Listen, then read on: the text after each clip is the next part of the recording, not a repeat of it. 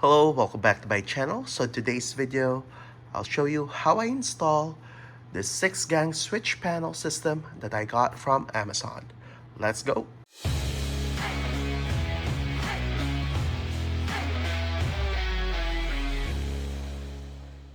Alright, so here's the actual box. This one has the fuses and the relay inside. So there you go. So I got a 30 amp, 220 amp, 210 amp, and one 5 amp. And then these are the relay in here. And this is where we connect our accessories to get power. So we only connect the positive lead from our accessory, like this one. I have one connected right now. This is how I wired this particular box. So first, this fat wire in here, this is a positive lead. So we have to connect this one out to the positive terminal of the battery. That this negative battery wire is connected to the negative side of the battery. Then this red tin wire in here, this is connected to the accessory fuse, or in my case, I connected this one out to my headlight, so that when I turn on my headlight, it turns on the switch panel inside of the car. All right, so the way I wire this one out is from here. I fish it out under here so that I don't need to trim the box, just to keep it like factory.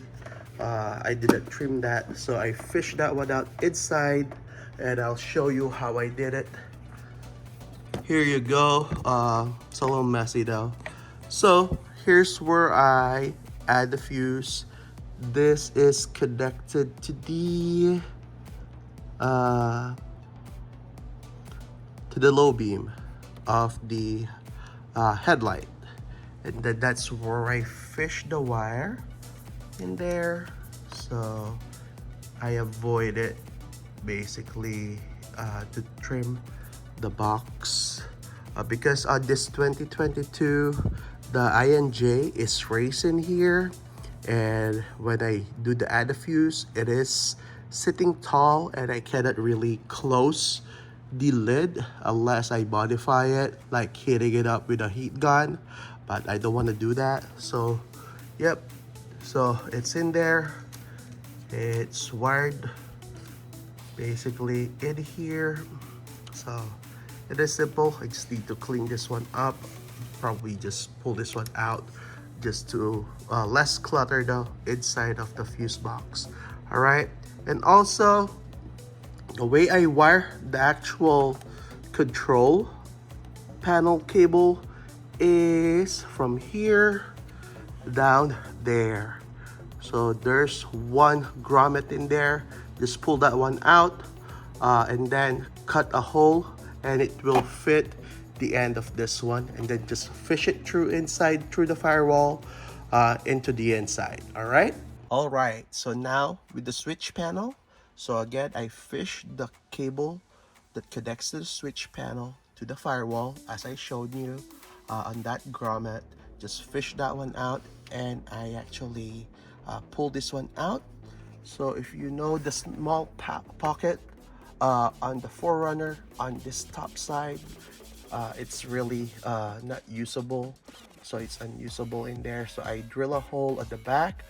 I just pull the wire and connect the switch panel.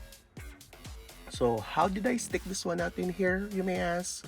Let me show you. So I use an L bracket like this, and then just put a double-sided on the bottom and stick it at the bottom part of that pocket inside.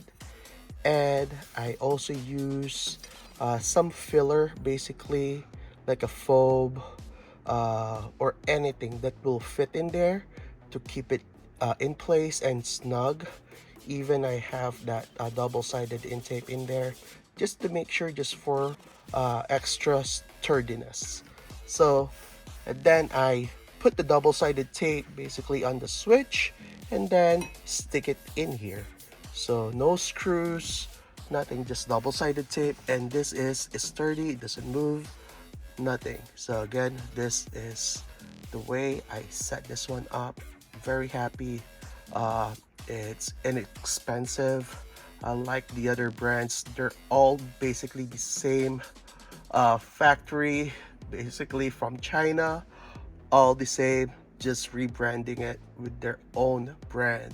So I like this one out. It's basically doesn't have any brand on it.